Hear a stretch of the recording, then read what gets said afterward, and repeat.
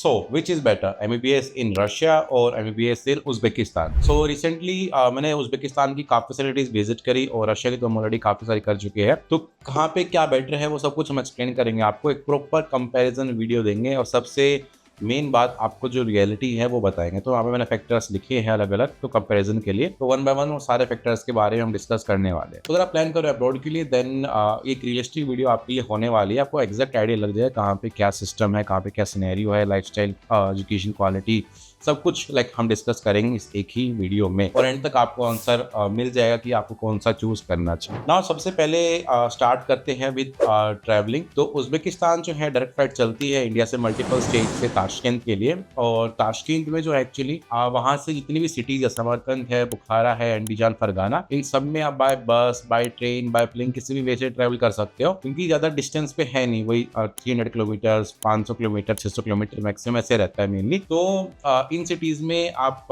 Train से भी travel करोगे तो 1 से 2 हज़ार का खर्चा आता है। बाकी प्लेन की टिकट भी जो है, मैं जैसे गया था तो मेरी सबसे एक्सपेंसिव टिकट जो हुई थी वो बुखारा से ताशकंद हुई थी 5,000 रूबल की, मतलब इंडियन रुपीज 6,500 के अराउंड हो गया आपका। बाकी जगह मेरी फ्लाइट किसी की 2,000, 3,000 ऐसी फ्लाइट हो, जो ट्रेन टिकट्स भी हुई वो भी सेम ऐसे ही 1,000, 2,000, 3,000 इतने की हुई। वही दूसरी तरफ रशिया की अगर हम बात करें तो रशिया में ट्रैवलिंग कॉस्ट थोड़ी ज़्यादा आएगी, बिकॉज फर्स्ट ऑफ ऑल अगर आप आपके मॉस्को के आसपास यूनिवर्सिटी है तो आपको मॉस्को तक की फ्लाइट टिकट करनी है, जो कि आपको तकरीबन पड़ेगी 25 से 30,000 की। बट अगर आप दूसरी सिटीज़ में जाते हैं, रशिया बहुत बड़ी कंट्री है तो वहाँ पे अलग अलग यूनिवर्सिटीज़ है, अलग अलग जगह पे लोकेटेड है, तो आपको जैसे ट्रैवलिंग करने दूसरी फ्लाइट लेनी होगी तो वो एक्सपेंसिव पड़ता है, लाइक 5,000, 6,000 ऐसे, फिर बैगेज ऐड करा के वो 8-10,000 तक भी पहुंच जाती है। और बाय ट्रेन सफर बहुत लंबा हो जाता है क्योंकि सिटीज की जो डिस्टेंस बहुत ज्यादा है। फॉर एग्जांपल अगर हम साइबेरिया की बात करें तो आप पहले मॉस्को जाओगे, फिर मॉस्को दूसरी फ्लाइट लोगे, फिर ऐसा भी हो सकता है फिर आपको बाय रोड थोड़ी ट्रैवल करना पड़े। तो ऐसे रशिया में अगर आप मॉस्को के अराउंड लेते हो या फिर मॉस्को के मेन सिटी के अंदर लेते हो तो फिर ट्रैवलिंग बड़ा कन्वीनियंट है। बट इस मामले में उज़्बेकिस्तान चीपर है as compare to Russia. In fact जो इनसाइड ट्रांसपोर्टेशन भी है ना, जैसे कि आपका बाय रोड जब ट्रैवल करते हो, बाय टैक्सी आप ट्रैवल करते हो, बाय बस आप ट्रैवल करते हो, तो उसमें लाइक बस का किराया सिर्फ 15-20 ऐसे रुपये लगता है, जबकि रशिया में ये लगता है तकरीबन 35 से 40, और टैक्सी का फेयर उज़्बेकिस्तान के कंपैरिजन ऑलमोस्ट डबल है। तो इस मामले में उज़्बेकिस्तान इज चीपर। रही बात ग्रोसरीज की, ग्रोसरीज का आइटम ऑलमोस्ट दोनों जगह पे सेम है। इनफैक्ट उज़्बेकिस्तान थोड़ा सा expensive as compare to Russia. So cost factor की अगर हम डिस्कस करें तो जो ट्रांसपोर्टेशन है, ट्रैवलिंग है वहाँ तक, और जो आपका लोकल ट्रैवल भी रहेगा वो सस्ता पड़ेगा उज़्बेकिस्तान में। इसके अलावा जो यूनिवर्सिटी की फ़ीस होगी, जैसे कि यहाँ पे जो मोस्टली यूनिवर्सिटीज़ है उनकी फ़ीस 3,000 से लेके 3,500-700 डॉलर ऐसे ही रेंज में पड़ते हैं। तो सबकी फ़ीस ऑलमोस्ट बराबर ही है, कोई ज़्यादा खास अंतर नहीं है। ऐसा नहीं किसी की फ़ीस 5-6 लाख, सबकी फ़ीस इसी रेंज के अंदर रहती है, 3 से 3.5 या फिर 4,000 डॉलर मैक्सिमम इतनी फ़ीस रहती है। ये ट्यूशन फ़ीस की यहाँ पे बात कर रहा हूँ। जबकि रशिया में यही फ़ीस स्टार्ट हो जाती है 2 लाख रूबल्स, और फिर ये 3 लाख, 4 लाख, 5 लाख, 5.5 लाख, 6 लाख तक भी जाती है यूनिवर्सिटीज़ की। तो ट्यूशन फीस अगर हम कंपेयर करें तो यूनिटी वेरिएबल है ये। इसके अलावा थर्ड आइटम आता है लिविंग कॉस्ट का। तो उज़्बेकिस्तान और रशिया की लिविंग कॉस्ट ऑलमोस्ट बराबर ही है। इनफैक्ट उज़्बेकिस्तान ऑलमोस्ट 5% भी कह सकते हैं, फिर बराबर हम कह सकते हैं, ज़्यादा कोई खास अंतर नहीं है। अब वीडियो के एंड तक आपको कंक्लूजन मिल जाएगा कि कहाँ पे क्या अच्छा, उसके अकॉर्डिंग प्रेफरेंस के अकॉर्डिंग सिलेक्ट कर सकते हैं। तो वीडियो आप पूरी जरूर देखना, आपको एक बार क्लैरिटी सारी मिल जाएगी, और यहाँ पे मैं आपको एक्चुअली इन्फॉर्मेशन दे रहा हूँ। अब सेकंड फैक्टर पे आते हैं, डेट इज द यूनिवर्सिटीज। अब उज़्बेकिस्तान में एक्चुअली बच्चे आना स्टार्ट हुए जब यूक्रेन में वो स्टार्ट हुई, तो वहाँ से काफ़ी बच्चे ने ट्रांसफ़र लिया, फिर कंट्री ओपन हुई न्यू स्टूडेंट्स के लिए भी, तो वहाँ बच्चे जाना स्टार्ट हुए। तो बच्चे वहाँ पे ग्रेजुएट हो चुके हैं वहाँ से, क्योंकि जो ट्रांसफ़र स्टूडेंट्स थे directly 4th, 5th, 6th year में गए वहाँ पे। बाकी जो बच्चे जिन्होंने फर्स्ट ईयर से लिया तो वो भी 3rd, 4th ईयर में मेनली सीनियर बैचेस है, और अभी वहाँ पे बहुत सारी अलग चीज़ ओपन होने लगे। एजुकेशन क्वालिटी की अगर हम बात करें, वैसे तो सब्जेक्टिव है, बट अगर हम एक्सपीरियंस की बात करें तो ये रशिया के पास ज़्यादा है एज़ कम्पेयर टू उज़्बेकिस्तान। मतलब वहाँ पे यूनिवर्सिटी ऑलरेडी सारी सेटअप है, सबके मल्टीपल हॉस्पिटल्स है, और इंफ्रास्ट्रक्चर भी काफ़ी अच्छा है। जबकि उज़्बेकिस्तान में कुछ ही यूनिवर्सिटीज़ पूरी सेटअप है, बाकी अब जो नई यूनिवर्सिटीज़ आने लग रही है तो उनका आपको ध्यान भी रखना है। एक्चुअली एक अवेयरनेस वीडियो भी है कि उज़्बेकिस्तान में भी बहुत सारी यूनिवर्सिटीज़ ओपन होने लग रही है, जो कि आपको अवॉइड करनी चाहिए, क्योंकि यहाँ पे ना प्रॉपर इंफ्रास्ट्रक्चर है, ना अच्छे वहाँ पे अभी तक टीचर्स की हायरिंग तक भी नहीं हुई है। तो इंग्लिश मीडियम आप समझ सकते हो, एक्सपीरियंस लेने में टाइम लगता है, तो वो रशिया में आपके पास अवेलेबल है।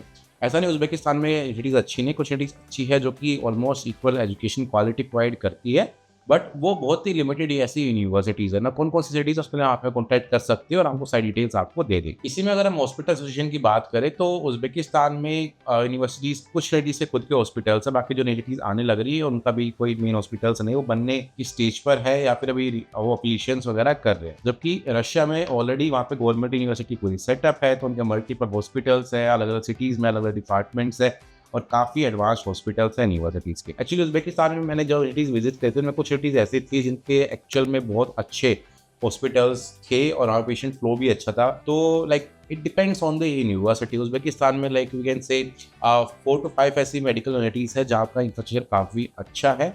बाकी जो यूनिवर्सिटीज़ उनका इतना खास नहीं है, ना ही वहाँ पे प्रॉपर हॉस्पिटल्स है, ना ही प्रॉपर इंफ्रास्ट्रक्चर है, ना ही प्रॉपर वहाँ पे क्लासेस इतनी कोई खास लगती हैं। थर्ड जो फैक्टर आता है that is regarding the weather. ना उज़्बेकिस्तान में इतनी एक्सट्रीम ठंड नहीं पड़ती है।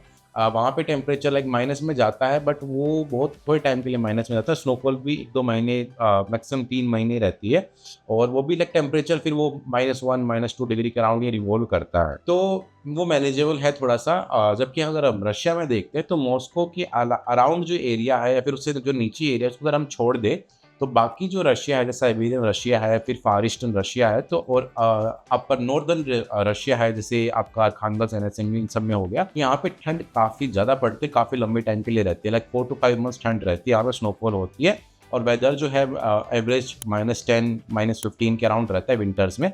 समर्स भी आती है बट दैट इज़ डिफरेंट।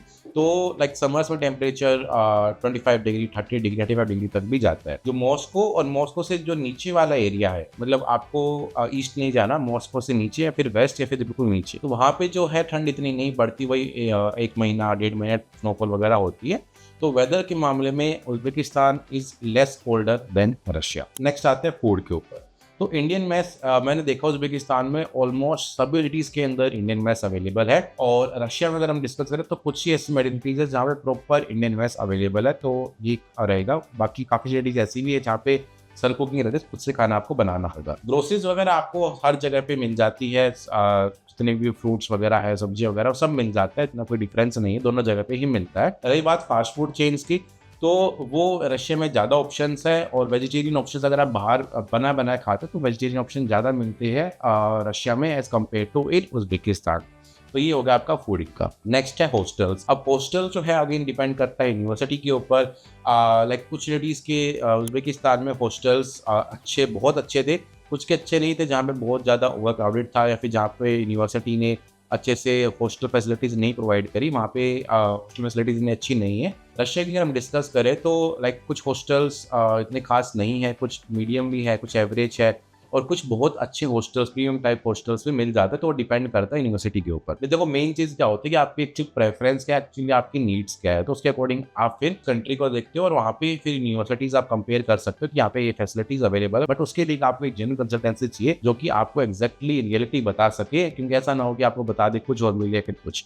तो ये चीज़ें बहुत होती है हमारे फील्ड में। Now next locals. तो लोकल्स का बिहेवियर कैसा है, तो लाइक उज़्बेकिस्तान में और रशिया में दोनों जगह पे like my personal experience was very good. दोनों जगह पे लोग काफ़ी हेल्पफुल है, कुछ भी असिस्टेंस चाहिए तो उसमें हेल्प करते हैं, ऐसा कोई इशू नहीं आता। बट हाँ, लैंग्वेज बैरियर दोनों जगह पे आता है, उज़्बेकिस्तान में भी रशिया में भी, क्योंकि वहाँ के लोग इंग्लिश लैंग्वेज नहीं जानते, तो आपको वहाँ की लैंग्वेज सीखनी पड़ेगी। उज़्बेकिस्तान में वैसे दोनों लैंग्वेज बोली जाती है, उज़्बेक भी, रशियन लैंग्वेज भी, और इसी वजह से लाइक मैं वहाँ पे इजीली ट्रैवल भी कर पाया क्योंकि मुझे रशियन लैंग्वेज आती है, क्योंकि यहाँ पे दोनों लैंग्वेजेस बोलते हैं। रशिया में रशियन लैंग्वेज बोलते हैं। पढ़ाई हालांकि आपकी दोनों जगह पे इंग्लिश मीडियम के अंदर होने वाली है। नेक्स्ट है सिमुलेशन सेंटर्स। तो सिमुलेशन सेंटर जो तीन एक्सपोजर है आपका, देखो रशिया की अगर हम कंपेयर करते हैं उज़्बेकिस्तान से, तो आपको रशिया पॉपुलेशन ज़्यादा है और तो एक्सपोजर भी आपको वहाँ ज़्यादा मिलेगा as compare to Uzbekistan. But Uzbekistan की मुझे एक चीज़ अच्छी लगी, कुछ सिटीज़ के अंदर सिमुलेशन सेंटर बहुत एडवांस्ड है। रशिया में भी सिमुलेशन सेंटर है, मल्टी सिटीज़ के अंदर simulation centre, advance simulation centres है, और उज़्बेकिस्तान में बहुत ही लिमिटेड एसिनिटीज जहाँ पे प्रॉपर सिमुलेशन सेंटर है, जहाँ पे प्रॉपर आपको एक्सपोजर मिलता है। रही बात कैडरियल कैडावर्स की, तो वो आपको रशिया में मिलेंगे, वो आपको उज़्बेकिस्तान में नहीं मिलेंगे। नेक्स्ट एक जो डिफरेंस है that is extra curricular activities.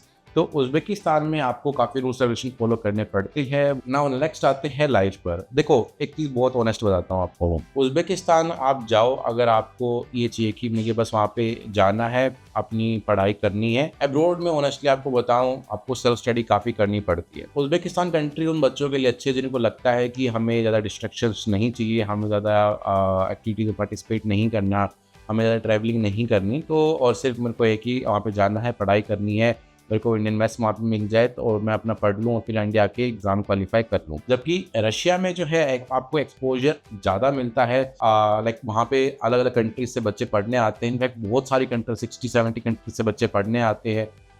वहाँ पे आप अलग अलग चीज़ें पार्टिसिपेट कर सकते हो, थोड़ा बहुत ट्रैवलिंग भी कर सकते हो, तो बहुत सारी चीज़ें करने को है। तो इस मामले में आपके ऊपर डिपेंड करते हैं आप किस टाइप की लाइफस्टाइल चाहते हो। बट अगर आपको प्रॉपर इंटरनेशनल एक्सपोजर बहुत अच्छा चाहिए तो वो आपको मेनली रशिया में मिलेगा।